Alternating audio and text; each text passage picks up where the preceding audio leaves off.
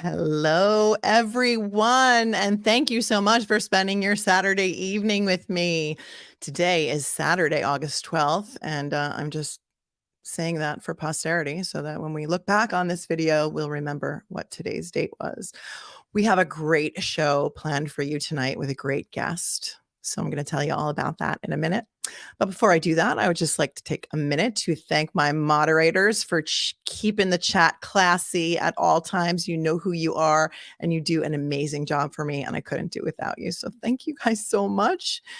And also to all of my subscribers, thank you for coming. And if you're not subscribed, what are you waiting for? Hit that button below. It's free. And hit the bell too, so that you'll get notified every time I go live, because you might not want to miss it.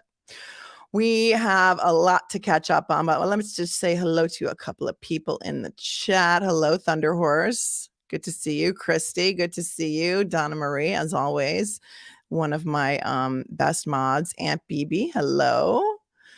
Okie dokie, good to see you. Hi, Heather. Lorna McKenzie, Hot Mess Equines coming in hot. Iris Hewlett. Okay, thank you guys for showing up today. With me today to discuss the Gilgo Beach suspect, Long Island serial killer suspect Rex Heuermann and his family is my friend, licensed psychotherapist Meredith Beardmore. She is a psychotherapist in private practice. She is also an author with a book that will be coming out soon entitled Hey Addiction, Thanks for Nothing. And I think you're going to love her. So let me bring her on and she can introduce herself. Hello, everyone. Hi, Meredith. It's so good to see you. And you can see that she's got in her little screen name there, Mend with Mare, which is her channel, which I have already linked below. So you can absolutely go subscribe to her channel. She does some really great, amazing reaction videos to music videos, right? Music and music lyrics and Taylor Swift. And that's how we met. Was I was looking, this is so silly, but yes, I was looking for a Taylor Swift song on YouTube and your video popped up and it was a reaction video to the song that I was looking for. And I started watching your stuff and then I started watching your videos on addiction and we just became friends because I was just hooked. Yes. So let's get into this. Clicked right away. It was like we've known each other. We did. Already. We did. Yes. And isn't it so nice that we get to spend a Saturday night together? It's amazing. On a live. Because I love it. If we don't have dates tonight, really, maybe there's some other people out there who don't and they want to join us, right? All right. Well, let's get into this quickly. So for those of you who are subscribed to Mare, who may not be subscribed to me, welcome. And thanks for showing up tonight because I know Meredith shared this on her channel. So we may have some of your viewers who don't really know about this case. Right. So we're just going to dive right in and then we're going to do a little bit of a recap on what this case is about. But this case, as a general broad overview, is about a man named Rex Heuermann who has been arrested and indicted for the killings of 3 of the 4 Gilgo 4, as they call them, women who were, I'm going to use the blanket term escorts because some people say prostitutes, some people say sex workers. I think escorts is just, that's what I'm going to use because it's my preferred term. Where their bodies were found in 2010 on Gilgo Beach in Long Island. They were all wrapped in camouflage burlap, which is used by duck hunters. They were all strangled. And this guy Heuermann has been picked up, indicted by a grand jury for 3 of the 4. Amber Costello, Melissa Barthelemy, and Megan Waterman. There is a 4th indictment that is currently being heard by the grand jury. And we are hoping that the indictment will also come down on Maureen Brainerd Barnes. But I wanted, Meredith, you to join me tonight because there's so much psychology in this, you know, and about like what would cause a person to do this. And did the wife know about it? And did the family know about it? And were they hoarders? And look at the condition of their house. And why doesn't the wife just move out? And there's so many questions here that we're going to get into. So everyone in the chat, if you have questions, save them for a little while because we're just going to get started. The first thing we're going to do here is I'm going to show you the perp walk. And this is the first look that we got of the suspect, Long Island serial killer. And just to show his presence, there's really no video. I mean, there's no audio really in this clip. But this is what he looked like. This is the first look that we got of him. Be good if I rewound it. Okay, here we go. You can see he's at least 6'4", maybe 6'6". He dwarfs the other people that are surrounding him. He's got an imposing presence. The witness, who was a roommate of Amber Costello, who was the fourth of the Gilgo Four to go missing, described him as looking like an ogre, being between 6'4" and 6'6", and driving a first-generation green Chevy Avalanche. So that's the first impression that we got of him. And then some videos surfaced online. And this was very interesting to me because to me, this was a complete 180 from the guy that I thought that he was. I had never heard him speak before. So let's take a look at this video so we can get a little more background on what he sounds like and the way he behaves. This was an interview that was done in 2022 with a guy who's like in real estate or something. Here we go. Tell us, who you are, where you're from, and how long you've been in New York. Okay. Rex Heuerman. I'm an architect. I'm an architectural consultant. I'm a troubleshooter. Born and raised on Long Island. Okay. Been working in Manhattan since 1987. He's a troubleshooter. Born and raised in Long Island. Been working in Manhattan since 1987. Patience. That's funny. I was hoping you would say that. Yeah. Patience, and I don't like to use the word tolerance, but sometimes you have to. Yeah. And it's not just with the city, it's also with the client. What did you make of that, Meredith? I feel as if he is just very, very skilled at what he's doing. Like he's giving off those just like, I'm just an average man. I'm just, he mentions tolerance even. I don't Patient and tolerant, right? Tolerance. And it's just a way to produce a certain image. He's very smart. I mean, I think that a lot of times people like this fly under the radar for so long because they observe behavior and they know how to manipulate people and they know how to blend in so that they're not even, no one would ever think twice about him. Oh, that's just Rex. Like he's a fine guy, but there's this other side to them. And they're very skilled at like separating and putting things into boxes. So he may have been a very different person at work than he is at home, or maybe he was similar at home, but obviously there's this very sick dark side that exists, very sadistic dark side. And it seems like, I don't know, there's something about his voice that kind of like surprises me too. Like you expect like a big man like that to have this big booming kind of voice. And it's like, it's almost high pitched and just very, it's almost like he's also trying too hard to be affable and likable. Yes. And look, and I know that everybody would probably say that, hindsight's 2020. And so it's easy for me to now look at him and be like, oh yeah, he's putting that on. But I just, it creeps me out. I think that he's putting that on. I mean, think about other serial killers that if they would change their appearance or their voices or things like that in order to go fly under the radar. I think he's doing the same thing. Yeah. Ted Bundy was a charming guy too, right? Mm-hmm. All right, let's go back to sharing this.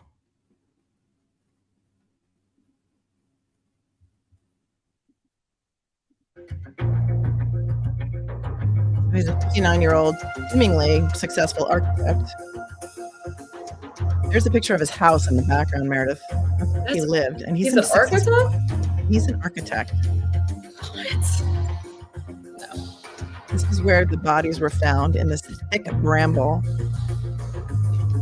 These are the 4 young ladies that they call the Gilgo 4.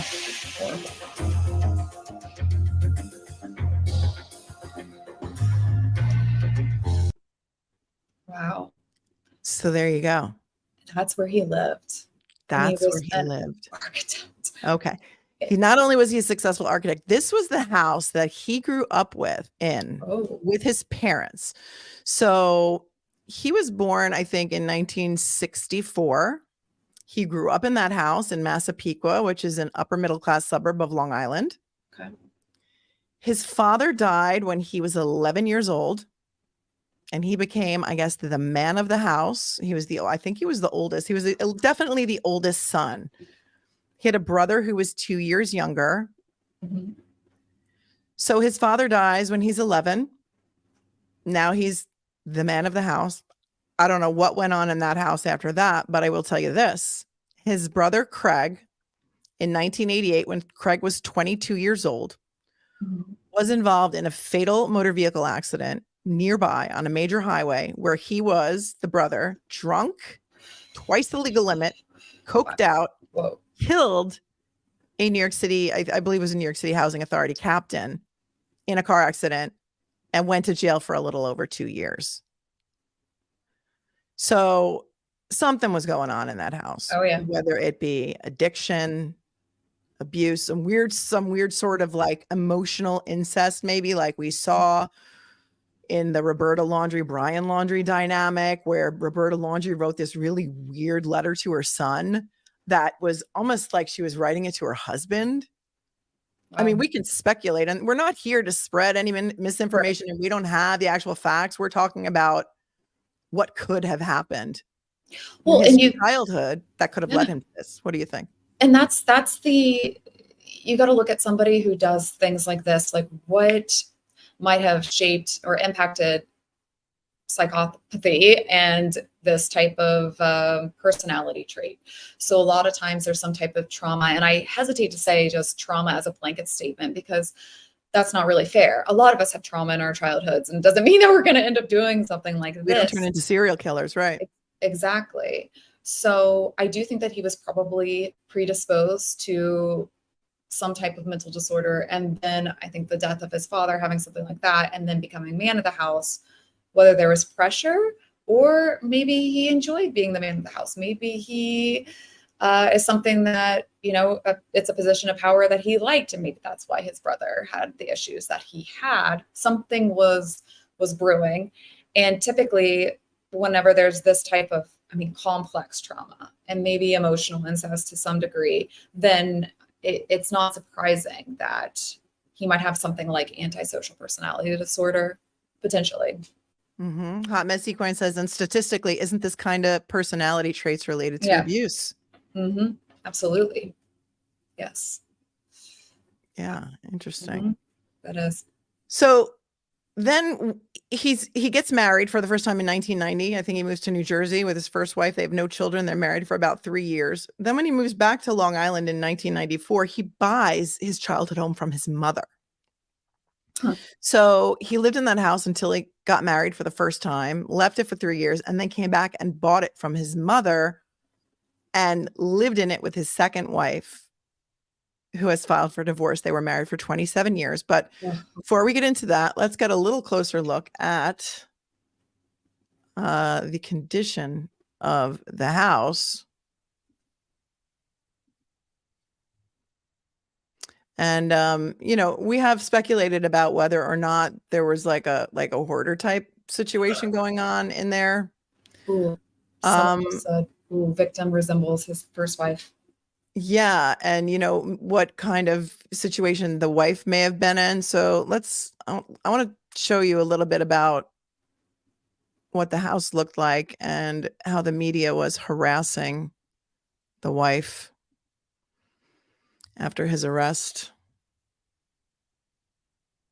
Days after investigators wrapped up collecting evidence at Rex Heuermann's home, his wife, Asa Ellerup, and her 2 adult children return to a life they no longer recognize. It's been a very tumultuous time for them. Life has been thrown upside down in the past few weeks. The family of a Manhattan architect charged in the Gilgo Beach serial killings is now asking for privacy, writing in a statement that they have endured profound and indescribable catastrophe. Heuermann's wife adding, "I am pleading with you all to give us space so that we may regain some normalcy in our neighborhood." The streets were closed.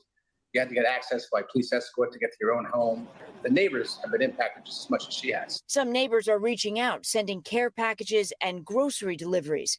One writing, "Dear neighbors, we are thinking of you through this difficult time. If there's anything we can do for you, please let us know." Ellerup filed for divorce on July 19th, right after 59-year-old Heuermann was arrested and charged with 3 counts of first-degree murder in the deaths of 3 women in their 20s, believed to have been sex workers over a decade ago. And he's now the main suspect in the disappearance and death of a 4th woman. We have obtained a massive amount of material. Following a nearly 2-week search of the family home, investigators say it'll take time to analyze and catalog what they found, as police in other states are also looking into potential connections to other unsolved crimes, including in Las Vegas, Nevada, where Heuermann had a timeshare, and in Atlantic City, New Jersey, for possible ties to the 2006 Eastbound Strangler case, while his estranged wife focuses on moving on with her life. She needs to protect herself and her children at this point, not knowing what's going to happen with him. We've reached out to Rex Heuermann's attorneys for comment and have not heard back. He has pleaded not guilty and is scheduled to appear in court tomorrow, guys. Okay, thank you.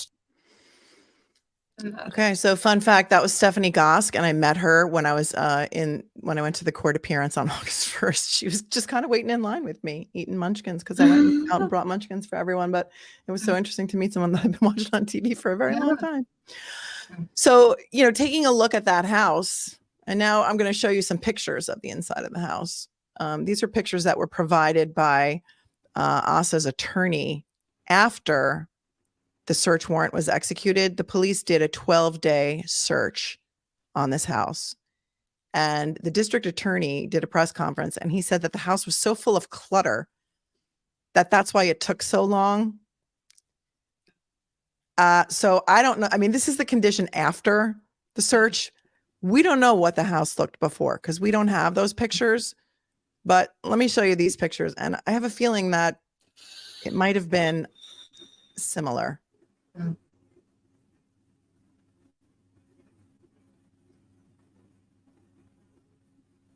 There's no there's no audio on this, but it's just pictures that are kind of in a loop. Wow. And I mean, I've watched hoarders. They ripped up all the tile in their bathroom, as you can see, took out the side of the tub with a sawzall. I think they were looking for remains. They may be trying to connect him to some of the dismembered bodies that he's not been connected to yet. Kind of on a loop, but you can see that it looks like an episode of Hoarders. So people are saying it. I've had people in the comments and I've seen people in other venues saying, why wouldn't the family just move? Why wouldn't they just leave? Why wouldn't they just get out of there? Their mattresses were shredded. Their couch was shredded. They have nowhere to sleep. They have nowhere to go. They were hanging out on the porch, as we saw when the media was kind of harassing them. The son has special needs and he's crying. Oh gosh. I feel so bad for them. I mean, I think it's just horrible. Sound went down. Can you guys hear us now? Is it better now? I don't know. I heard it go down a little bit, Melanie, for you.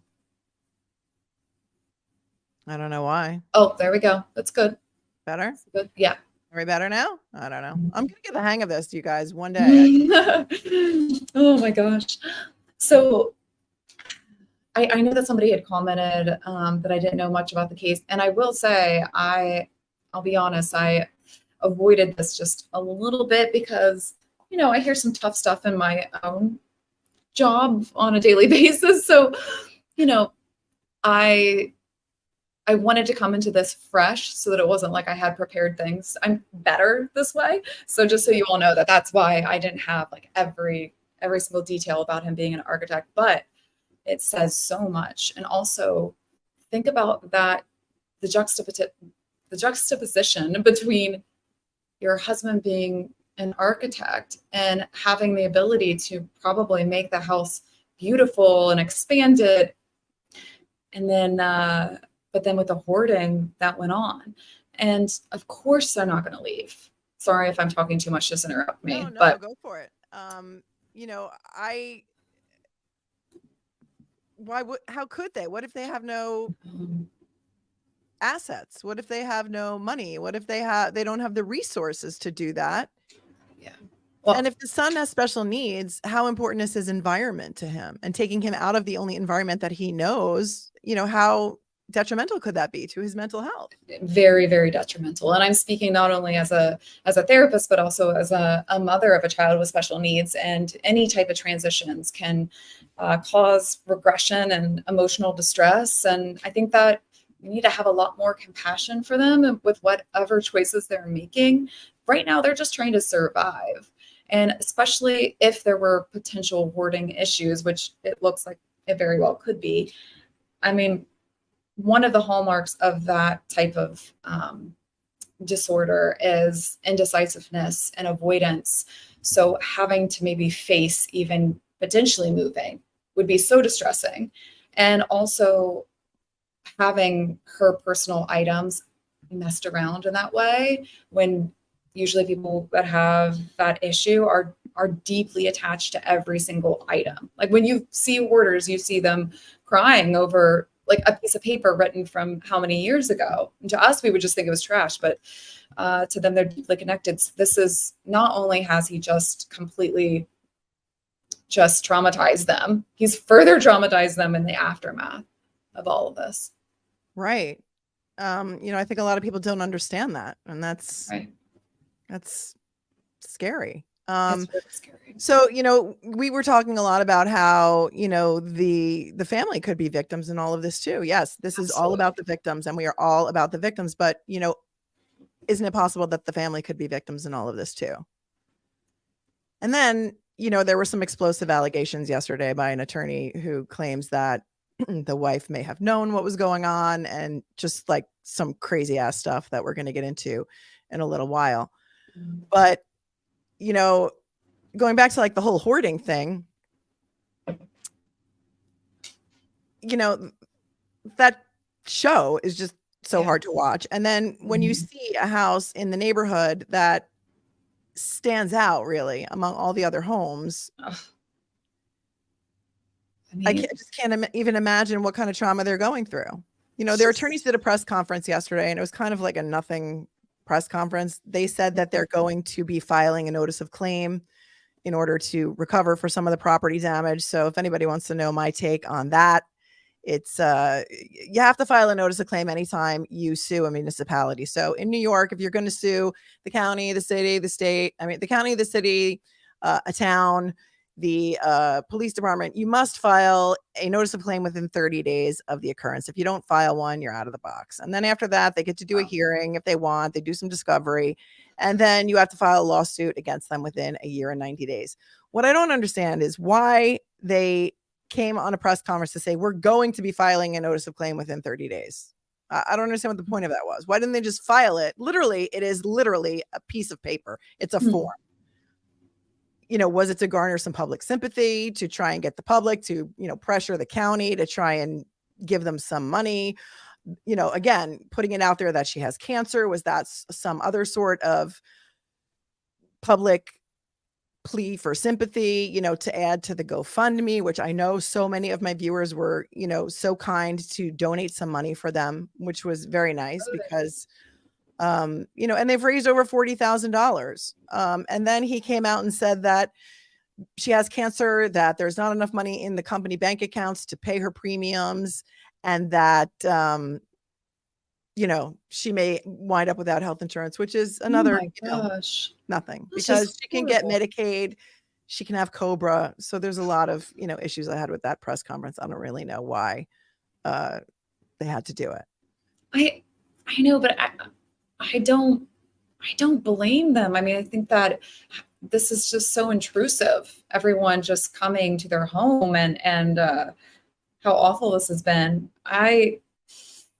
I feel for them. I mean, I think that we all kind of need to be woken up that it can be very complex, this whole situation, and that they need support. They were likely victims as well. Right. So can we be kind? I mean, I think that just jumping to the conclusion, oh, she's in on it, or that's just for sympathy. It's like, wait a second here. If you understand people with the ability to kill and who have antisocial personality disorder, perhaps more than likely, lack of remorse, he probably doesn't feel any source of concern for his wife and kids. More than likely. You know, and that's another thing too. Could she have been in an abusive relationship? Definitely. You know, could he have been controlling? You know, we know that he had some addictions. We know that he was a gambler, because on one of my last live shows, I had a dealer call in from Mohegan Sun who dealt blackjack to him 20 years ago and never forgot him, because he sat at her table for 8 hours and taunted her for 8 hours, saying things to her like, you know, while you're at work, your husband is at home inviting other women over and they're touching all of your stuff. And she never forgot it in 20 years. So we know that he's got addiction problems. We've heard that he's a heavy drinker. We've heard that he apparently had an addiction based on his Google searches to pornography and a sex addiction. And, you know, the fact that he had burner phones. I mean, what kind of a relationship do you think he had with his wife? And also you have to think about why do you think maybe he chose her? Maybe, you know, these type of people do prey on people that struggle. We have to think about that piece. Maybe she did have some issues with hoarding. Maybe she developed it over time being in the relationship. More than likely it was already there. And someone who maybe he perceives as weak and won't push back and won't challenge him, and has their own issues. So I bet it was calculated. Yeah. And people, you know, people say like, why didn't she just leave? You know, why didn't she just, I mean, I think there's a lot of reasons why people stay. Maybe you can go into that a little bit, because I think there's a lot of people out there that don't understand, you know, domestic violence and the element of control that a guy like him could have over not only his wife, but his children. Understanding exactly what to say to keep her and them in a state of fear, that's huge. And just, you know, making her feel as if she, he probably put her in a position where she maybe couldn't afford it. Maybe where would she go? And especially if you have a child with special needs, a child that's perhaps, I think that they were saying might be on the spectrum. I mean, uprooting all of that, all of the child's stability. Because as a mom, like, you just want to do what's best for your kids. And we don't know what his behavior was like in the home, but more than likely he knew how to keep her scared, and she didn't probably want to disturb anything with her son. But I kind of think that maybe he wasn't, who knows how he presented himself at home, because even if he had his own daughter working, didn't she take the train in with him every day? I feel like I saw that. I don't know if she did. I know that she worked in his office. Yeah. And she looked, I mean, she was what, 26, like 26? The age of some of the victims, and the way that, I mean, the layers here, the layers. Yeah. Maybe. Teresa Dunn says, Meredith, she'd be glad to have someone accept her and her son who needs extra support. She was a target from early on.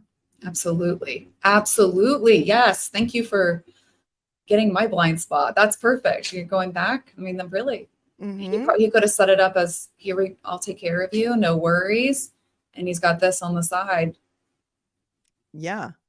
Tony Elia says, BTK's daughter said her father was very abusive on every level. I wonder if Rex was the same way. BTK said Rex was a copy of him. Wow. Yeah.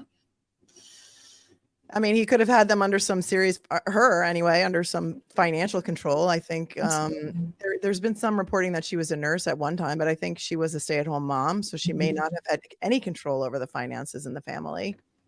You know, I know that they did have food stamps, but I think that was a result of the son being on you know, some kind of Medicare or Medicaid where he was entitled to that through his benefits. So I don't know too much. I bet she had no idea. I'm just speculating. Like, I had no idea, because I mean, when you think about, if you just put the pieces together, him being an architect, and then what his home looks like, and then, so it's like, where was his money going? Really? Escorts. Yeah. Some serious addictions. I mean, he wasn't around very often. Right. In the original press conference, the district attorney said that during the times when the first 3 women that he's been indicted for went missing, the wife and the children were out of town or out of state. Wow. He has since like walked that back a little bit, so I'm not really sure.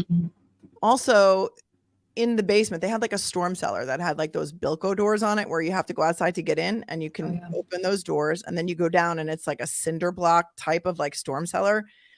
In that storm cellar, they found a vault with a heavy steel door on it. Inside that vault were 279 guns. 93 of them were registered, because in New York, you have to register your guns. Certain guns you don't have to register. And a lot of people from other states don't understand that, because a lot of states you don't have to register your guns at all. If they're antique, or there's a lot of exceptions to registering guns. There were reports, and I'm not saying this is true or not, but I will tell you the district attorney did not deny this when asked 3 separate times in the press conference after the police search whether there was a mattress found in that vault. Did not deny it. So we don't know if he took these women somewhere. We don't know if he took them to his home. We do know there was an escort who has been on the news quite a bit. Her name is Nikki. She had a date with him in Port Jefferson, maybe in like 2016. And he tried to get her to go back to his house in his car. And she, you know, said no. And she got away. And he was married, because they've been married for, what did you say, 27 years? 7 years, yeah. And there's an outside entrance down. Yeah. Wow. So this is interesting. I'm going to play a little clip of some bombshell allegations. This is the attorney for Shannon Gilbert, who is an escort who went missing after the Gilgo 4, or around the same time. She had called 911, escaped. Her body was not found until 2011 in the marsh. The district attorney is saying it's not related to Heuermann at all. But this attorney has been these victims' attorney, or this victim, one and another victim who actually was part of the Manorville butcher cases for a long time. And he made some really serious allegations yesterday, which we're going to take a look at right now. I'd like your thoughts on this also. I want to bring in now John Ray. He is an attorney who represents the families of Gilgo Beach victims, Jessica Taylor and Shannon Gilbert. Somebody said yesterday in one of the comments that I read somewhere that he should get sued just for wearing that suit. We got to lighten it up a little bit because what we talk about is like really, really heavy. Okay, so let's see what John Ray has to say. He's the attorney for victims Jessica Taylor, who is not connected yet to Heuermann, and Shannon Gilbert. John, thank you also for joining us again tonight. We always appreciate your perspective. What did you make of the presser? I mean, I know you were there. You spoke afterwards after their lawyers sort of left. What did you make of the whole thing?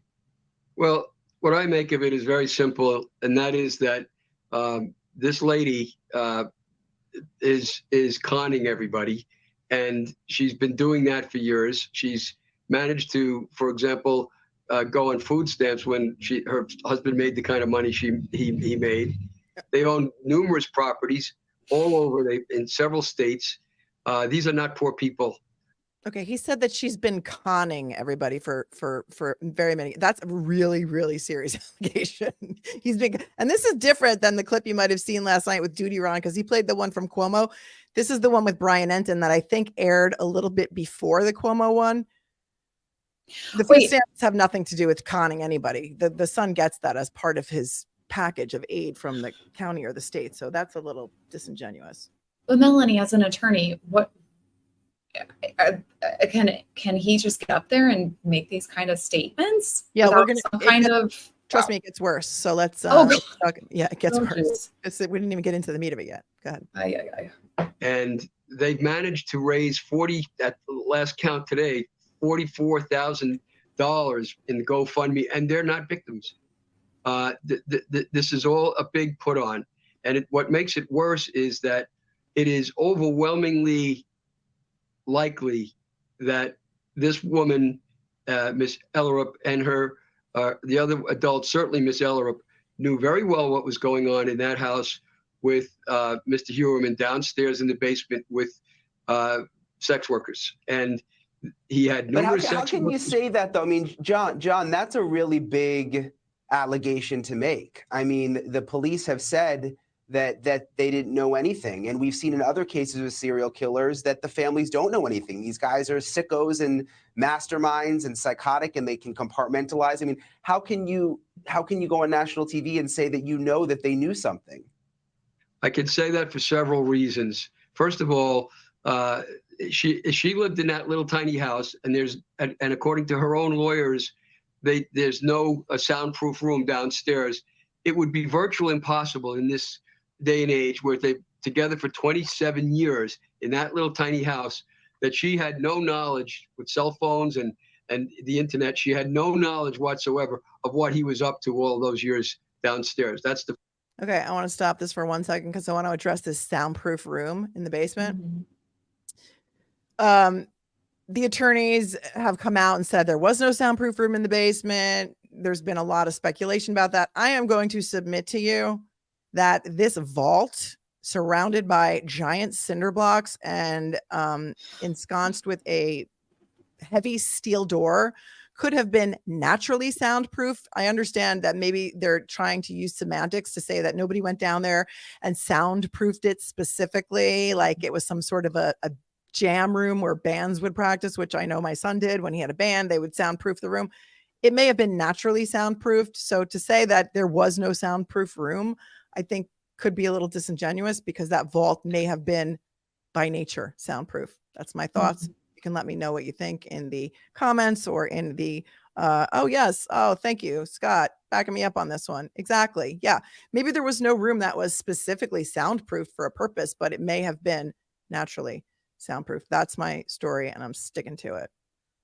All right, that I put up by accident, but let's move on because it even gets worse. Now he claims to have a witness. So let's hear what he has to say. The first problem we have with this. The second problem is the way she's behaved is completely antithetical to what a person would do under similar circumstances if they were not involved. Stop. How can we speculate about how anybody would react or respond to anything? And I hate when people do that, because it is impossible to speculate how anybody would behave in any situation involving this amount of trauma. Meredith. Yeah. And yes, I mean, I think that when he's not taking into account that she's likely just in the stage of shock, the very, just how this would take so long to process the complexity of this, the betrayal, all of these things. I mean, you just need to go with what feels familiar. So it makes sense that she would just go back home. Right.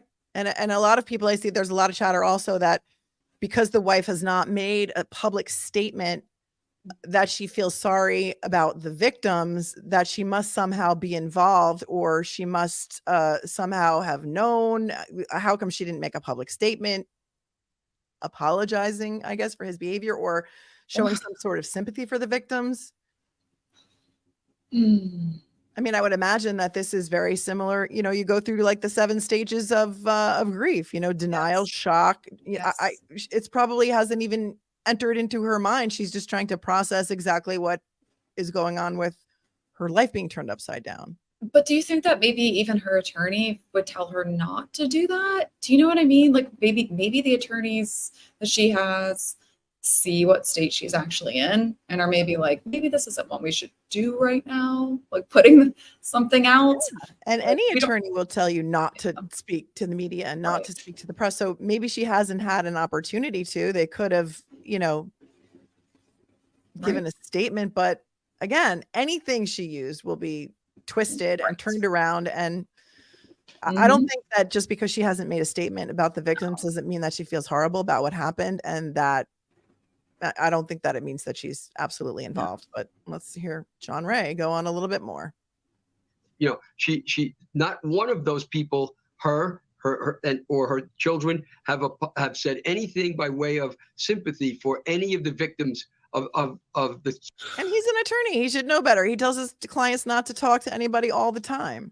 Okay. Serial killer, no matter what. They've just completely ignored that. They sit on the front porch, they laugh, they give the European middle finger to the press. Well, listen, I mean, all the pictures I've seen them looking very sad outside, and maybe they're just, I mean, could they still just be in denial and shock and hoping that it's not true? And then the thing you said about her not knowing if he had escorts over there. I mean, people just have weird marriages. Maybe they had some kind of weird arrangement where he was allowed to have the escorts downstairs, having sex with the escorts downstairs. But that doesn't mean.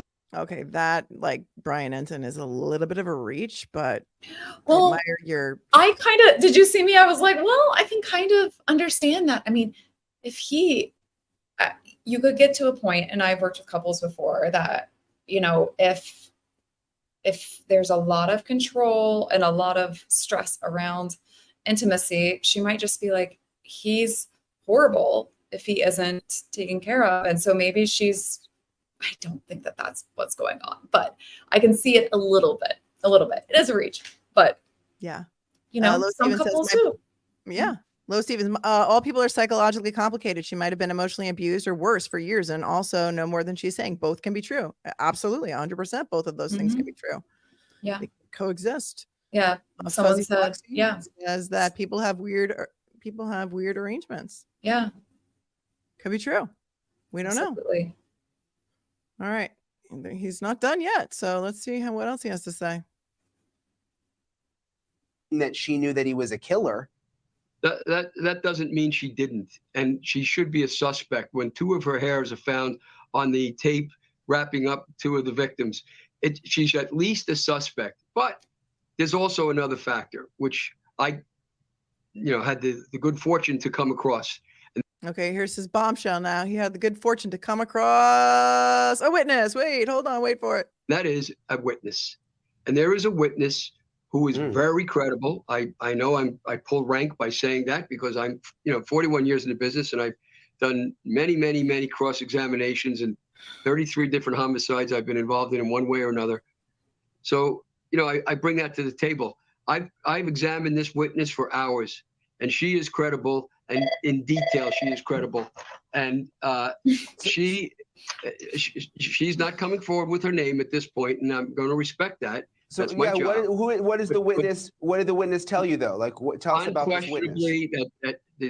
What I hear unquestionably is that Rex Heuermann was bringing sex workers frequently into his home over the years, spent a small fortune on him, and that the wife was clearly very aware of this and even indicated it actively at some point. So I have that plus all these inferences that you can draw from the way this woman has behaved in this whole thing. And when you put the 2 together, it's pretty hard to deny that she should.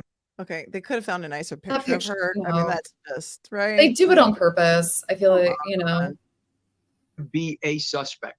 Perhaps the police did not consider her a suspect initially because she seemed to have alibis for when 3 of those women disappeared. But those alibis are fungible, like anything else. And if she was away in Iceland on a trip and so on, do we know when these girls were actually killed, the day they were killed? Do we know how long they were kept before they were buried? Do we know whether they were still alive and then were killed later on? You don't know any of those things. So you really need to be suspicious. And that's what I'm saying is you need to be suspicious. I understand what you're saying, being suspicious and keeping an open mind. And I'm sure hopefully the police are with everything involving this case. It just seems like we don't really have the evidence right now to call out the family like that. Thank you for watching. Go. Okay, so those are some pretty smoking allegations. He better have a really good faith basis for saying those things, or he is going to be sued for slander, defamation. There's going to be major lawsuits against him. So I hope that whoever his witness is talking to law enforcement, because that is just bombastic what he said. Well, and outrageous. And while better have good proof. I know, but I'm sorry that I take it where I'm like, okay, look at his behavior. Like, as he's saying, you know, she's you know, reputable witness and everything. His phone's going off during an interview. It's like he doesn't even have enough, and he has to brag about himself. I've been in this business for 41 years and it's like, okay, buddy. I don't know. It's I think that like it's overcompensation a little bit.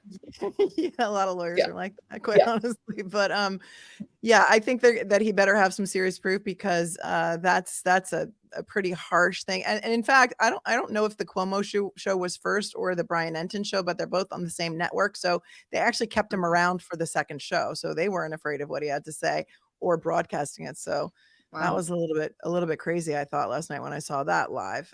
Wendy says the police have watched his every move for over a year. If she was involved, they would have arrested her too. They verified she was not around when the murders were committed. That's a great point.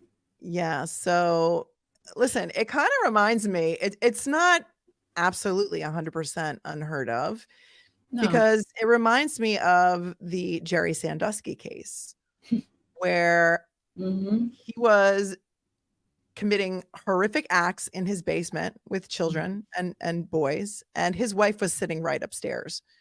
So it's not to say that it's impossible, but to make it sound like she's a suspect in some way, that she had a hand in these killings. It's like, wow. I mean, I'm just personally just so sick of just because of who you're married to, these women are just, oh, she must have known. I mean, a lot of times people are used and deceived. I mean, it's just, I feel like, aren't we in 2023 by now? Like, do we really have to go and attack the woman and make all of these assumptions about her? Right. It's just. Right. 100%. I'm over it. See if there's any more questions in the chat. I just feel like, also, she may be in denial. Maybe she knew that he was hiring women and she didn't want to sleep with them anyway. So she was kind of like, whatever. I mean, but people stay in marriages for a lot of different reasons. Yeah. Right. Mm-hmm. Yeah. A lot of different reasons. Sorry, I just saw a comment that we're being a little too biased, but like one way. But this is truly how I think I see it. I think that, there's a lot with someone who is able to kill multiple women, burner phones, pursue them, manipulate them, taunt a woman 20 years ago at a casino. I mean, he's sick. Yeah, to say the least. And yeah, let's go back to that burner phone thing. So if you find out that your husband or your boyfriend or your significant other has 7 burner phones, I'm not saying that she knew about this. Is that like red flag city? Right. Like, why would a guy have a bunch of burner phones? Right. Right. Lo says we'll definitely find out more once people start to feel safe enough to talk. Yes. And the district attorney and Rodney Harrison, actually the Suffolk County Police Commissioner, has come out and said that the sheriff's department is doing interviews with a lot of the escorts that are currently incarcerated in Suffolk County prison. So they're trying to find out if anybody knows anything or anybody had any interactions with him, and things like that. We can sit here and speculate all day about whether we think she knew, but for this guy to come out and make these allegations, I mean, right. Wow. I mean, I'm sorry, but it's clearly it's financial though. Like he had financial power over his wife. I mean, to be living in that small of a house with whatever he made, I mean, he was spending it doing these crimes. I mean, she was just like in such a,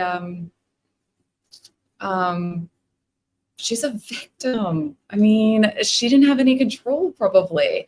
I mean, I just see a lot of people that are agreeing that when it comes to money, I mean, you don't know a lot. Sometimes couples don't share at all, like what they spend it on. He was probably very believable too.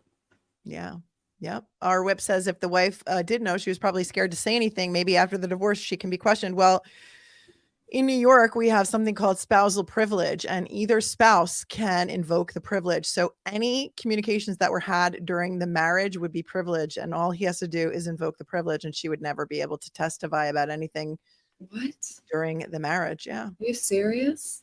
I mean, after a divorce, you can testify about things that happened after the divorce, but during the course of the marriage, there are very, very few exceptions to that. The reason, for those of you who have been following the Montgomery case with Duty Ron and I, the reason that Kayla Montgomery is allowed to testify against Adam Montgomery in that horrific case in New Hampshire is because Kayla and Adam were never married. And she struck a deal also with them. So pretty horrifying. Yeah. Our Annie BB says, I agree. RH was a narcissistic, manipulative. Yes. You know what? Mm-hmm. Hello, it's me. Oh, that's a good Taylor Swift. I was married 31 years until I found out about my spouse sex addicting and using Backpage, Craigslist, Ashley Madison. Before internet, he was using escorts. And wow, and you had no idea. Yeah. Yeah. Luckily, he wasn't a serial killer. So yeah, I mean, it's possible that she didn't know about these things either, and that he lived a double life. You know, and that all of this stuff is new to her. That she had no idea. If she wasn't snooping, I mean, there are a lot of women who become detectives when they think something is off, right? Right. And they start going through his phone, going through his computer. If she was just oblivious to all of that, or afraid to even snoop, or too sick because she has cancer to even snoop or think about anything other than herself and her children. I mean, it's like, just to think that just because somebody's living in the same home, you know everything that they're doing. It's just silly. Yeah, it feels like they just live two separate lives, you know? Lucy Bell says one of the main reasons it's so hard for DV victims to leave is financial. Legislation must change to address financial abuse. The number one cause of homelessness for women is DV. Yep.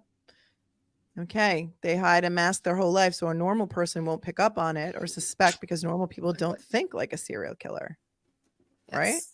Right. I mean, this takes us a little bit into narcissism too. I mean, there could be a whole bunch of narcissism and narcissistic traits or borderline personality disorder, if you want to explain any of that to the viewers and how some of those characteristics can manifest themselves. Well, I think that a lot of times with the narcissistic piece of this would be that, I mean, a lot of times they feel as if there's a group of people that they're above, and then there's another lower class, you know, people that aren't as good as them.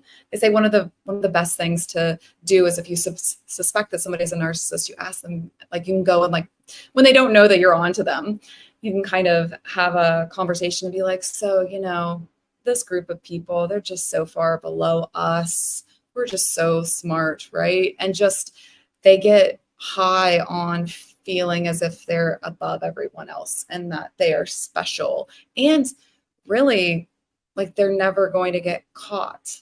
Can you tell me more about that? Did he suspect that he was going to one day get caught? What do you think? He was actually, when they published his Google searches, Okay. he was Googling, and I wrote it down because I thought it was a crazy statistic. He Googled over 200 times in 14 months the investigation, what was happening with the investigation. Going on the website, he was searching the victims' family members, trying to locate them, trying to find pictures of them. Oh, the reason that they arrested him when they did, and this is what they've said, is that they had a feeling he had a burner phone, at least one, and they had a feeling that he was going to target someone else. And I think that's why they grabbed him when they did. Just a quick shout out to David Price. Thank you for the $14.99 super chat. He legit suggested he kidnapped women while Asa was in Iceland and kept them alive until she got back so she could join in the fun. And he knows hairs can float everywhere in a house. He's a nut.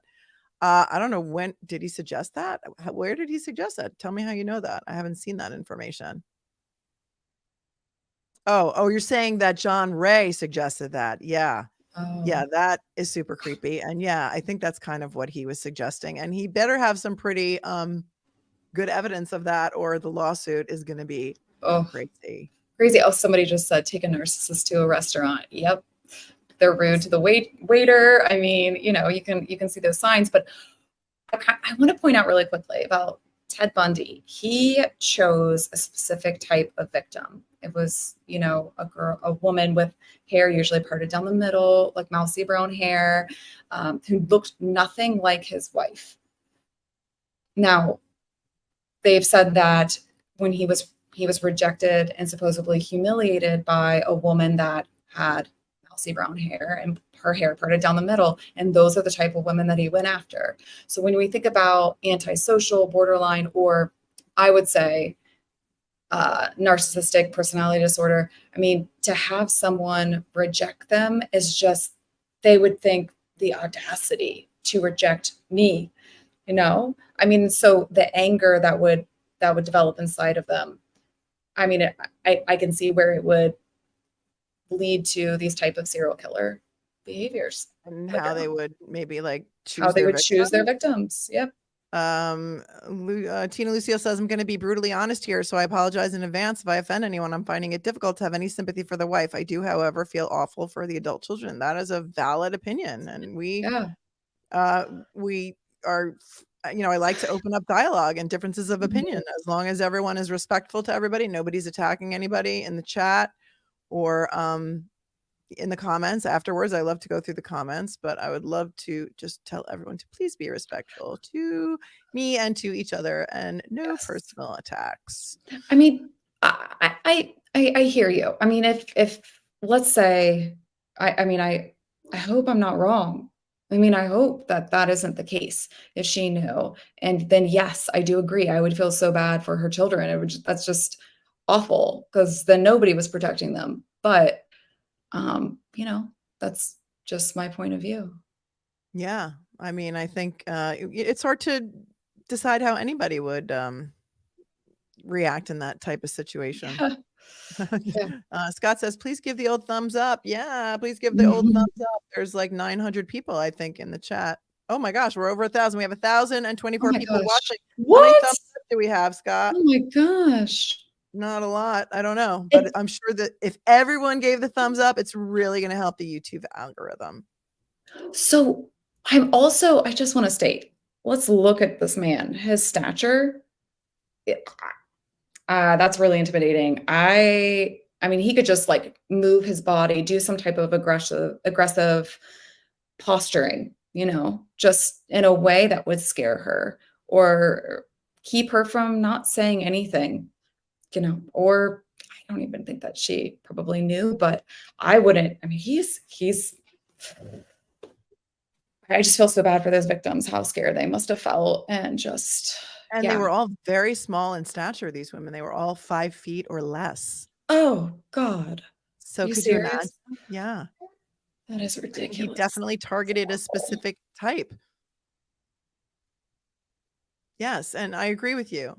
On your coffee break, do we even have some compassion for the victims' families that focus on this guy's? Yeah. Yes. Let's talk about that. Let's talk about what it would be like to be the sister, the 15-year-old sister that Heuermann killed Melissa Barthelemy, took Melissa Barthelemy's phone, and with her cell phone, after he had killed her sister, called her 15-year-old sister on the phone and taunted her and said, you know, do you know what I did with you? You're never going to see her again. And he kept making these harassing, horrible phone calls to this 15-year-old girl.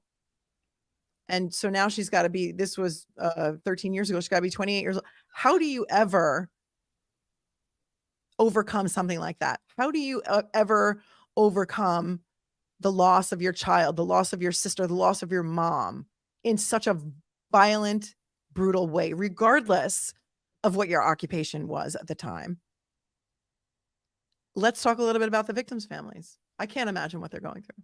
I can't imagine.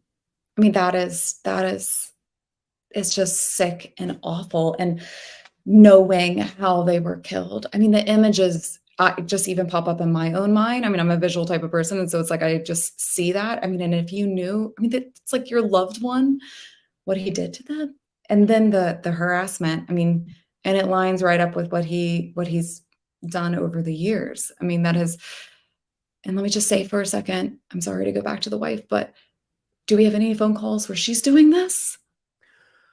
We don't know of any. We do know that attorney that we watched before, John Ray, claims that he was getting some crazy phone calls recently before Heuermann was arrested, saying some things about his daughter, about John Ray's daughter, like, I see your daughter, I see what she's, and describing what she's wearing, and that she was eating pizza, and that there may have also been a woman's voice in the background. If anybody knows the specifics of that, yeah, let us know. Put it in the chat, because yeah, but aside from that, there's never been any indication that there was any woman involved in these phone calls.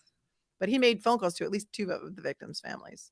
And another creepy, weird thing that he did when he had their cell phones is called their voicemail. What? To get their voicemails. After they went missing, he still had their phones. He was calling their voicemail to see, I guess, if anybody was looking for them.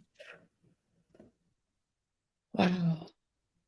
And that's how he eventually was caught, because they triangulated all those phones, and his burner phones, the victim's phones, and his personal cell phone were always in the same location at the same time, either near Penn Station where he worked or near Massapequa where he lived.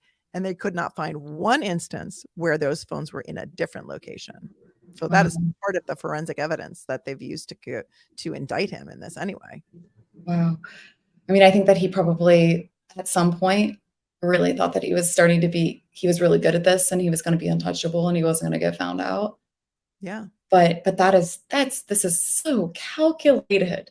I mean, this is a person who just knows how to be, it's just so manipulative, like knows what to do to fly under the radar.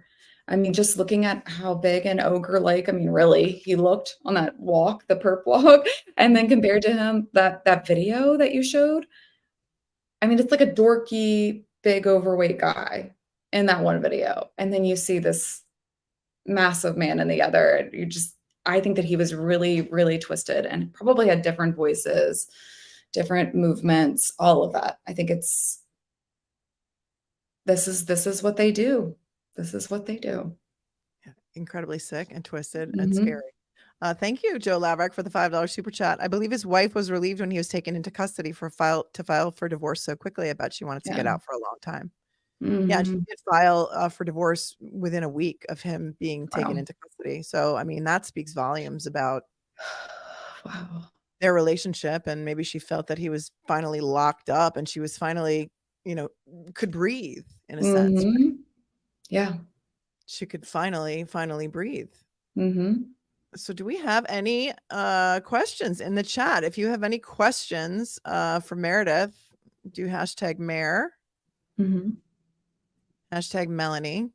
Somebody said he did not make those calls. Wait, David says he didn't make those calls. He was being watched by the FBI for 6 months before Ray said those calls happened. So there's that. Yeah. Okay. You're right. It could be a copycat. It could be somebody just, somebody else. Maybe John Ray has a lot of enemies, and there's other people out there stalking him. Oh, wait, tell me a little bit more about that. So about a copycat. You just think that somebody heard that he did that, and yeah, that somebody may have been calling John Ray, because really those phone calls that he reported had nothing to do specifically with Heuermann or the Gilgo Beach killings. I don't think it was just somebody who was calling him saying, I see your daughter. I see she's eating pizza. I see what she's wearing.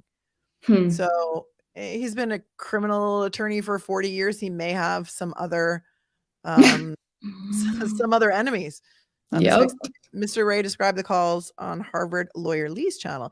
He speculated it was a recording of a woman's voice that the person played, not necessarily anything to do with Asa. But did the person identify themselves in any way as even being related to these this case? Even HM says John Ray seems to be losing his mind, to be honest. I mean, could be. Don't disagree. Wait, Melanie. Dater. Isn't it possible that he was super nice? Yeah, as if that Rex was super nice. I mean, he had to somehow lure these women into going with him for the night. Of course. And to keep his job as an architect in New York City, you have to be good at what you do. Like, this is someone who probably has a very high IQ, and he probably was really nice, and people felt comfortable with him, obviously, at his job, because there weren't any reports, right? Is there anything that I don't know around that, like with his job, or he was fine? I mean, I think he was self-employed, so there might not have been any, reports of misconduct on the job. I'm sure that the media would have dug into whether or not there were any reports of DV or any, prior law enforcement involvement, being called to the house for any sort of abuse or any incidents at the house. Jen Evelyn says the caller also played a clip of the news coverage of Gilgo from years ago. Okay, well, there you go. If that's accurate, then they did try and connect it to the Gilgo case, but who knows? There's like a lot of wackos out there that could do something like that. And yeah, he was being watched at the time. So, the fact that also think about, somebody said my father was really nice in public, but until you got behind closed doors. And that does line up with someone who has narcissistic traits, I would say, because I can't like put a full-blown diagnosis on it, but traits of that are because they care about image. They care about how they're perceived by society, by the world. That matters more to them sometimes than their own family members. And they will come home and degrade their family members. So how do we know that this wife wasn't abused in that way and degraded and felt less than? And he was really kind and dorky and whatever in the daytime, basically, at his job. Yeah, and we could say that about addicts too, and people with narcissistic personality disorder. They're really, really nice to strangers and other people that they interact with on a daily basis, but they can be horrific to the ones they love. It's almost like there are, the old Jekyll and Hyde, like dual personalities. Yes, absolutely. Peter Dater said my last message was sent too early. Super nice as a way to overcompensate. What if he had regrets and therefore he tried to be really nice to compensate for all the bad things he did? Sure. Absolutely. I can see that too. Yeah. I could totally see that. Someone is pointing out how Suffolk. Oh, go ahead. Yeah, I'm still so mad. That Suffolk was so corrupt and incompetent that they didn't even follow up on the tip describing probably the most conspicuous. Yeah, and I've repeatedly voiced my opinion on this as well.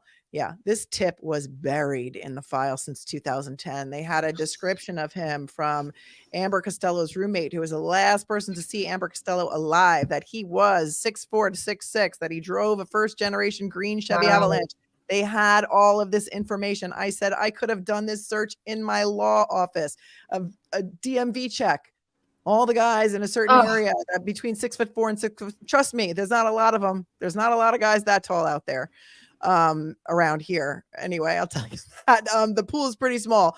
And when you cross-check that with registrations of green Chevy Avalanches that were built in, I think 2002 was the exact year of this car. Wow. And then you cross-check that with the guys. Could have been done. And the state, I think it was a state trooper who finally came on the task force in 2022, opened the file, put these things together, and had his information within 6 weeks. And that's when they started looking at him. Are you kidding me? Nope.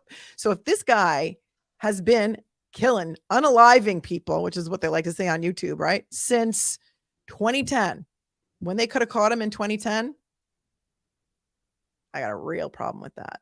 Wow. And I think that, I've read a lot about serial killers. I've listened to a lot of experts talk about serial. They just don't stop. Right. It's like pedos. They just don't stop. No. The statistics on that, or that they have already committed an offense on a child 100 times before they're caught. Oh, yeah, for sure. And there is this thing about the feel, they're like, once they get away with it, they're like seeking it again and they crave it. And it's just, it does overlap a lot with addiction, but it's like, it's something that they can't let go of and they want to feel it again. That power, control, dominance over these women, just like some of the things that he'd search, so despicable. He was looking to, degrade and to feel power. Yeah, and little to no impulse control, right?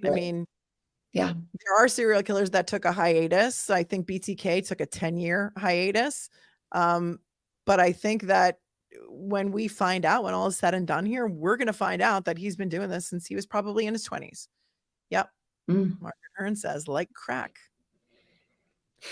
Drugs are bad. Drugs are bad. But again, he was a gambler. They could connect him to Atlantic City. I heard, and I haven't really seen much confirmation of this, but they were looking into him for some stuff in Las Vegas, another gambling destination, another place where escorts are plenty, another place where he owned property. Wow. So he was doing things on the DL. Come on now. Yeah. like a secret life. Yes, absolutely. And spending his money that way makes sense now. Louisa, do you think there are others since it seems 2010 last found? Yeah. You know what I think? I think since those were found in 2010, he had to find a new dumping ground, because the dumping ground that he was using since long before that was no longer any good.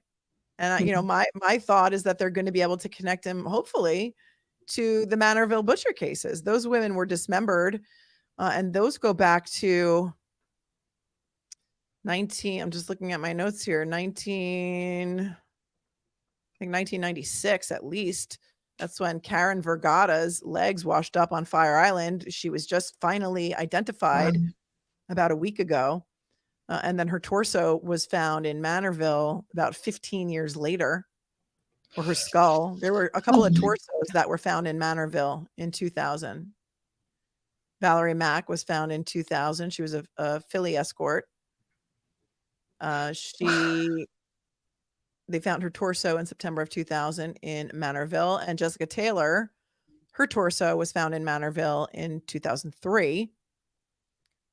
So serial killers, from what I've read, I believe they evolve. Had he been dismembering in the beginning, may have become too much work. And he was thinking, oh, you know what? They're not finding these things anyway. Why do I need to go through all this trouble? Right. But I tell you what, if they ripped up all the tiles in that bathroom and they cut out the side of the tub and they took the drain traps, because the attorneys did say that they had no running water because they confiscated the trap of the drain in the tub and the trap of the drain in the sink. They were definitely looking for some kind of forensic evidence in there, like blood, hair, fibers, flesh, whatever could be left in there. Tony, thank you so much for the super chat. Tony says, hi, Sweden in the house. Hello, Sweden. Hi, Sweden. Why did the attorney Como say that he think Asa RH wife is with him and knows about everything? I think you're saying why. Yeah, we played that clip earlier. I don't know if you were here, but it's the attorney who made those allegations is the attorney for Shannon Gilbert's family and for Jessica Taylor's family. And he's claiming that he has a witness who he has either polygraphed, or he says he has questioned her for many, many hours and finds her to be credible, that is going to say, or that does say, that Asa knew about it. She was complicit in it. And he even went so far as to say that Rex was having relations with these escorts in the basement while Asa was upstairs, and she knew about it, and that she should be a suspect. So that's what he's saying. Seems a little whack to me, but I don't know. Mellow One, attorney Melanie Small, do you think the brother is involved? Well, here's an interesting little tidbit. The brother, Craig, has the same physical description as Rex. Oh. They're both around the same size. They're both really big guys. Craig did time. He's got a record. Do I think he's involved? I don't know. But here's something that is very suspect. Rex had that green Chevy Avalanche that we know he used in 2010 because of the witness. Gave that truck to his brother, who lives in South Carolina. So when the law enforcement went to arrest Rex, they went down and they seized that green Chevy Avalanche still in his brother's possession in South Carolina. Like, why did they still have it? Yeah. Was he giving it to his brother as like a big F you? Like, okay, this is like, oh my gosh, right? Were they involved in it together? And then he goes out and buys himself a second Chevy Avalanche in a different color. So this car had all the bells and whistles of everything that he needed to maybe keep small women in the bed of it. You know, he could have backed that thing right up to his house. If you look at the house, the garage is right in there, and then taking them into the house or around the back, or we don't know. No, that's actually a really good point. Yeah. There's a lot of stuff. I do not know when he moved to South Carolina. I do not know that. I don't have the information. But if anybody does, hi, Carly. Nice to see you. I don't think his brother is involved. We don't know. I mean, I think there's a lot more that we're going to find out on this case. I mean, buckle up, you guys, because we still don't even know what they found in the house. We don't know if they found trophies. We don't, but they went out of there with a whole hell of a lot of stuff, trucks and trucks full. And they found 2 storage units that he used. They searched those. And during one of the searches, they had the Suffolk County Medical Examiner's truck there. We have photos of that. So. Wow.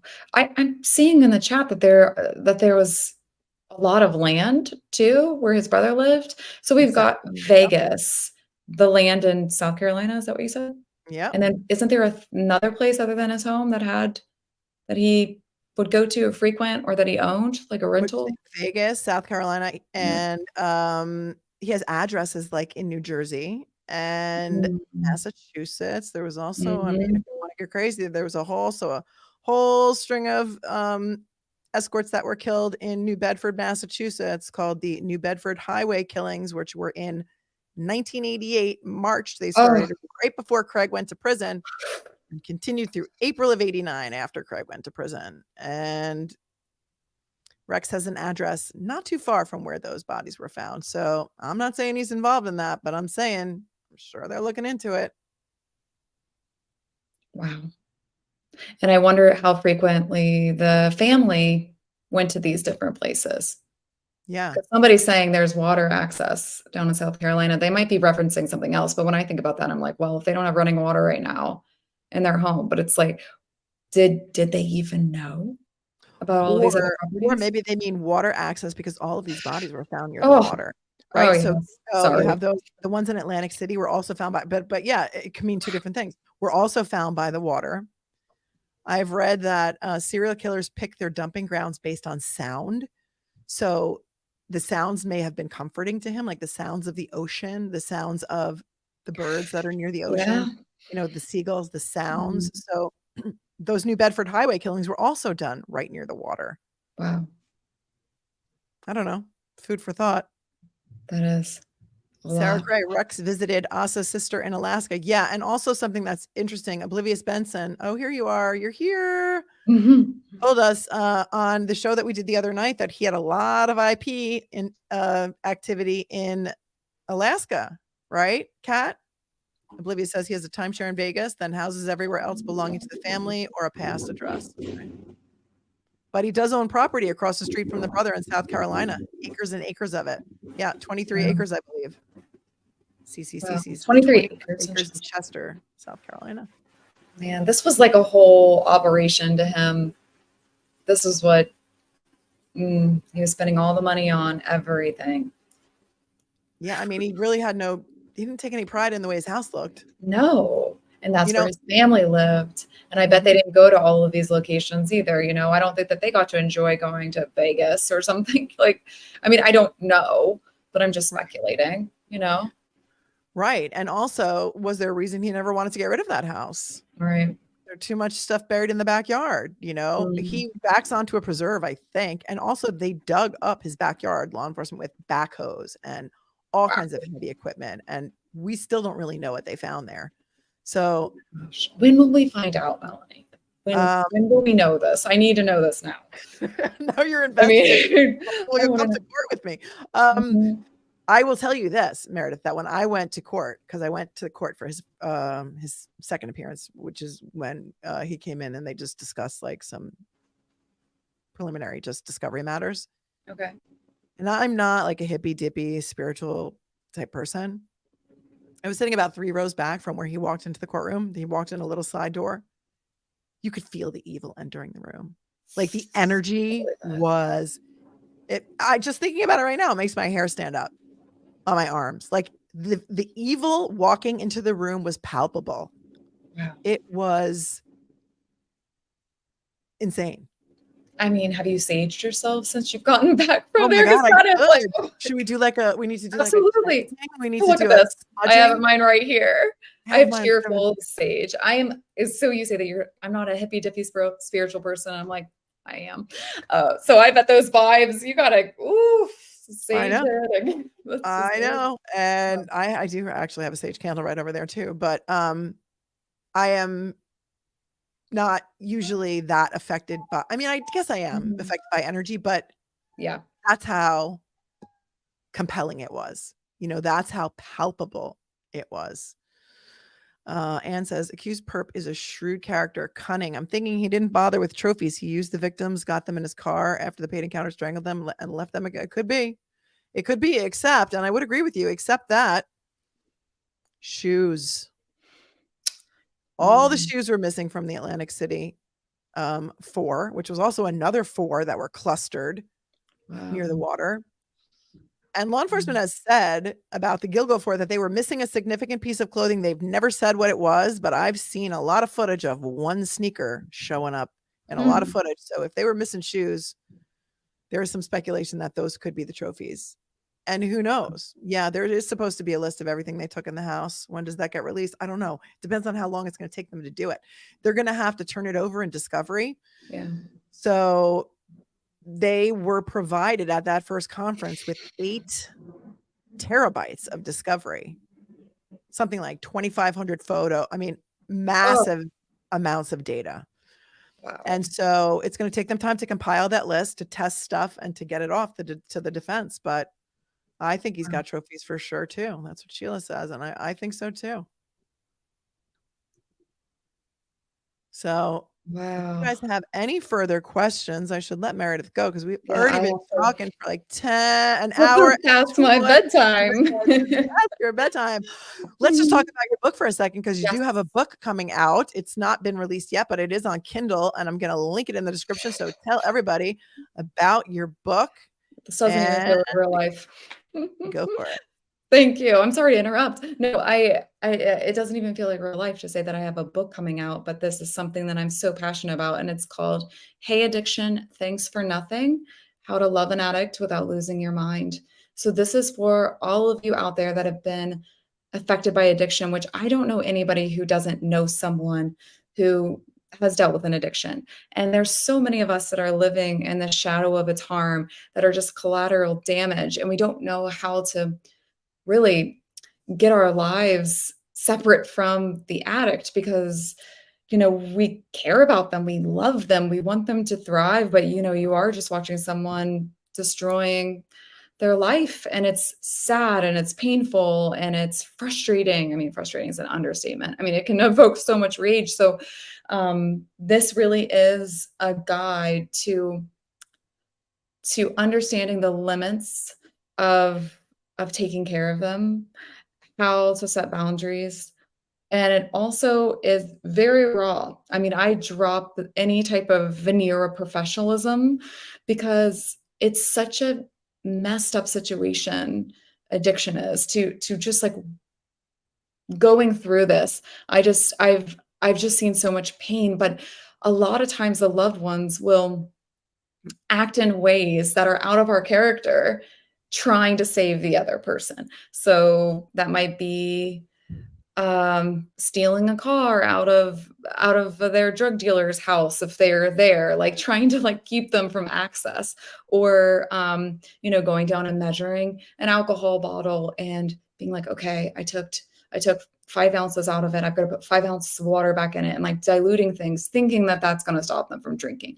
I mean, there is like a level of delusion that you go through when you care about someone so much and you don't want them to lose their life to addiction. So there are a lot of like gritty drawings that I do. I share personal experiences as well as, I mean, it is self-help memoir, but the self-help is, there's at a point where I have people write a eulogy to their loved one. And it's not to, hope that something like that would happen. It's to prepare for and acknowledge your own trauma and your own pain and how you can grieve the loss of the person that existed before their addiction. So it's very heartfelt. It comes from, you know, deep pain and sadness that I've gone through myself, and along with the clients that I've worked with over the years, friends that have dealt with this. There's a huge population. And when I was going through this in my marriage, losing, you know, my marriage and my little family due to addiction, I would look up all of these books trying to get help, even though this is what I do for a living, which is so funny because I thought I would be exempt, or that I would know what to do exactly to get my husband out of any addiction. And it's like, no, I'm powerless. Addiction doesn't care about your socioeconomic status. It doesn't care about your gender. It doesn't care about any of those things. So when I was, you know, writing this, looking for books to help me even, I feel like everything was for the person with the addiction and how we can help them and how we can support them in their journey and what they're going through. And I'm like, but what about me? Because the loved ones of addicts, we experience trauma, we experience a lot of pain, and put ourselves in situations that, you know, we probably don't want to admit, trying to help them, you know? Yeah, so that's play detective and, you know, becoming like a person that you hate, that you never thought you would ever be, and just hating and becoming the worst version of yourself by trying to help someone else who will never ever get help until they decide they want. It's up to them. That's been the hardest thing. I would beg and plead and cry and manipulate and do all of these things. And it's like, you know, you really have to surrender, because it's up to them. Nobody wants to be forced. It's not going to stick if they're forced into something, or if they, you know, are being treated in a certain way. They have to come to the decision on their own. Yeah, there is Al-Anon. Yes, yeah, there is Al-Anon. Yes, Al-Anon, Nar-Anon. This book, and I've read your book, and I love the you know, the workbook aspect to it, where you can really like do some like simple like exercises. There's not a lot of resources out there for people who love addicts, and you know, you just think to yourself, why can't they change? If they loved me enough, they would stop. If they realized that, you know, the devastation and the ripple effects that this is having on the family, why can't they just be the person that they used to be? And it's like it's almost like it's there's nothing harder than grieving the loss of a person who is still alive. Still alive. Yes, I felt like a widow. And it was like, because that person, like, I see their body, they're physically in front of me, but like the person they used to be is nowhere to be found. It's like a zombie, but it's so disorienting, because you can't even compute it in your minds, like how this is the same person that you fell in love with or that you love. Right. And where did they go? And what happened? And why am I crazy? I feel like I'm going crazy because it's crazy making. Somebody else, it's on Audible. Is your book on Audible? I think if it does well enough, I'll eventually get to have it on Audible, but no, right now it's not. So please pre-order it. And also it is on Kindle. There has been a delay with the Amazon pre-order link, but it comes out September 15th. We have time, and I will update you all as the pre-order link comes up, but you can definitely pre-order it on Kindle, also on my publisher's website. But we really want to go for a bestseller of some kind, because I want to help people. I think families need to heal, and I'm prepping my parents for this, because there's things about our family that are in it. But you know what? Shame just breeds shame, and we got to bring things into the light and share our experiences so that we don't feel alone in it, you know?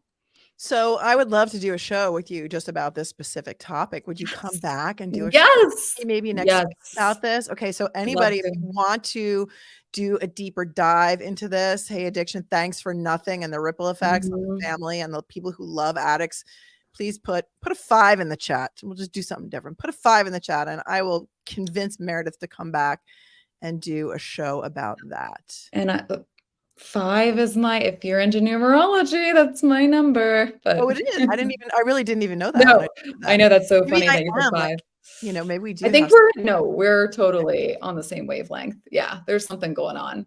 Yeah. Oh, see some All right. flowers. So I'm going to say goodbye to you for now. I'm going to stick around and listen to some of the, and just answer some of the questions. I know you have a, sick. I got a sick little boy of your baby. Yes. But there's a lot of 5s in the chat. So we're going to set something up for next week, and hopefully you guys will come back and watch, because I love this topic too. And this is really why I was so drawn to you, because of your kindness and your willingness to help loved ones of addicts and alcoholics. And they're my crew. So I will say goodbye to you now as I address more of these questions. Thank you. Everyone say goodbye to Meredith. Bye. Thank you all. Thank you for having me. Thank you. This was amazing. This was fun. Of course. You can come back anytime. Okay. Thank you. Bye. All right. Bye, you all. Bye. Oh, and I'm back. All right.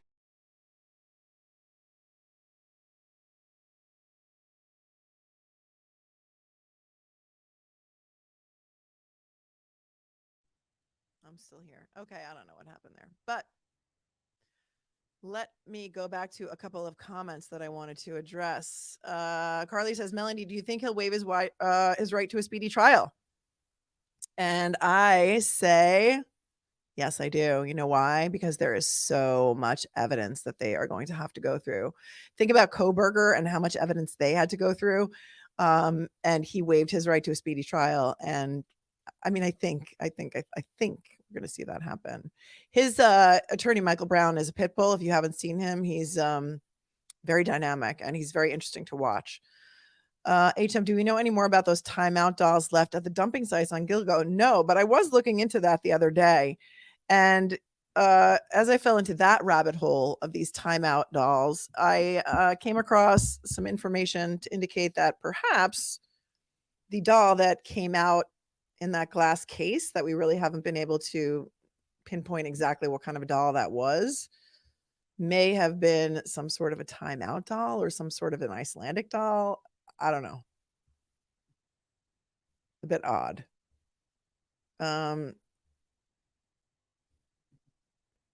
Olivia said, Mountain Cat, I'd like to see or look to see if any of his schoolmates ended up missing or a rock to the head written off as an accident. He feels like someone who did it a hot minute with all that confidence. Are you talking about Rex, or are you guys having a side conversation about something else? Okay, Miss Lizard said that was Asa's doll. Okay, maybe it was some sort of an Icelandic doll. Yep, I'm getting correct. I love when you guys correct me. Thank you. A lot of you know more about this than I do. I cover a lot of cases, so thank you for your info. Yeah, I think that may have been her doll. Yep. The doll may have been a collector's item. Okay. Yeah, there was some really, really weird, people were saying it was maybe a doll that he used for pleasure. I mean, just some really weird, creepy stuff. Flat Black Copper. If I needed to hire an attorney, I would hire Melanie in a heartbeat. Woo! If I needed. Okay. And Pat says, Maris hippy dippy, just like me. Yeah. All right. I'm going to remind you to say nice things in the chat about me and my guests. Thank you. That was sweet.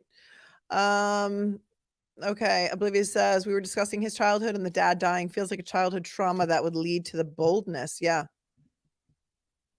Yeah. I kind of agree with you there.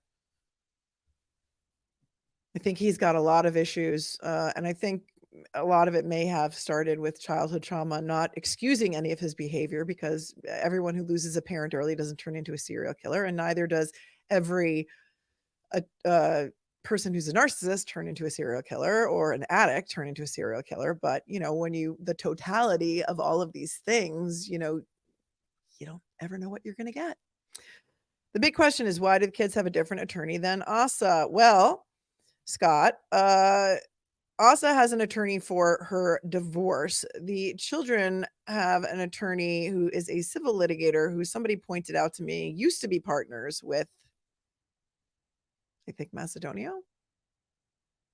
So different interests, different attorneys, especially if the wife may be considered a suspect at some point. It's better that they're represented separately. Also, the kids may not have standing to bring an action for the property damage if they're not on the deed to the house, they're not on the insurance policy.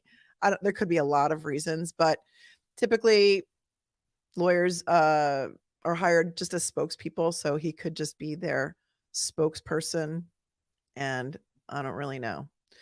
But dolls were left at the grave sites by the beach. Yes, those are the timeout dolls that you were talking about, or someone was talking about before. Yeah, so somebody left these, and they're really creepy. I did a deep dive into this. If anybody doesn't know what timeout dolls are, just Google them, and you will find a whole bunch of them on eBay and other places. They're like these life-size dolls that look like children standing in the corner, like they did something bad, like covering their eyes, and they're like shame dolls that are, they're really creepy and really weird. And somebody left miniature versions of those on the Gilgo 4 grave sites or memorial sites at Gilgo, and really, really, really strange. If anybody has any further insight into the timeout dolls, feel free to put it in the chat.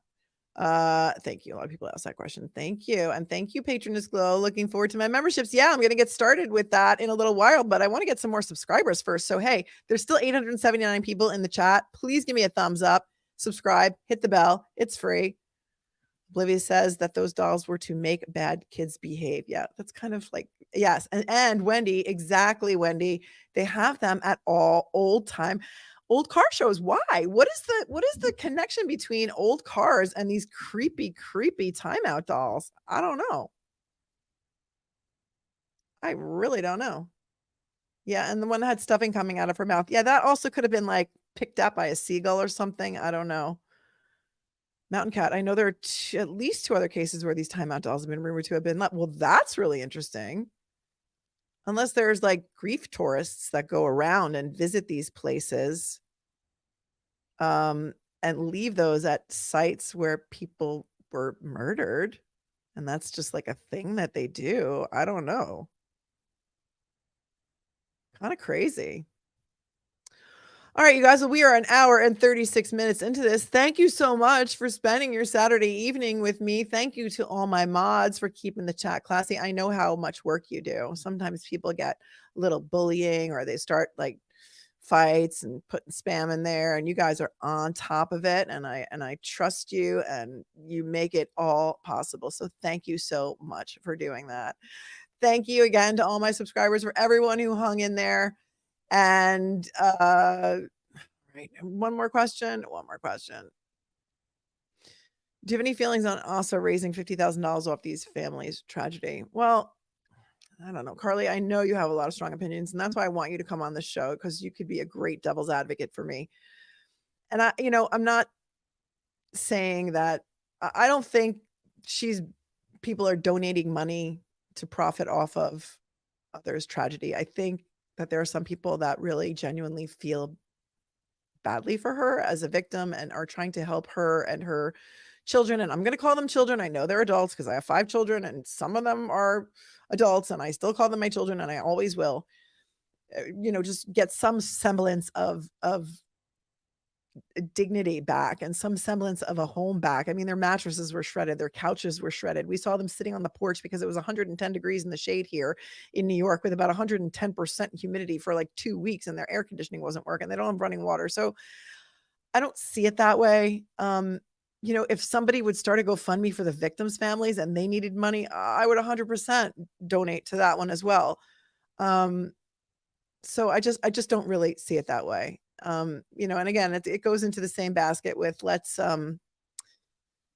hasn't she said anything about the victims? And, I don't know what's going on in her head, but she probably has been told not to talk, and who knows? There definitely are grief tourists. Yeah, there are sicko people. Love that expression. Holly Golightly, who has my favorite name. Do you know that right across from me on the wall is a poster that is framed of Audrey Hepburn as Holly Golightly at Breakfast at Tiffany's, because that is my favorite movie. And in fact, if you notice, my walls are Tiffany blue because of that. And I actually took a Tiffany box to the paint store and had them mix the exact paint color of a Tiffany box so that I could live inside of a Tiffany box. So, fun fact about me. And everybody's still talking. Everybody is still talking. Okay, I'm going to have Meredith back. We're going to do a show on what it's like to love an addict, or be raised by an addict or an alcoholic, or to have a child who's an addict or an alcoholic, and the ripple effects that it causes for the family and the people who love them. So we're going to try and get that together for next week. Thank you again to all the mods in the chat and for my subscribers. And please leave comments. I love to go through the comments, and I do respond to them, and I do read them, and I do react to them. But please be kind to me and each other and to my guests, because if you do make any personal attacks or use any foul language or say anything really disgusting, the comments will be deleted. You'll be blocked. It'll be a whole thing. You don't want that to happen, right? So until next time, have a great night, everybody.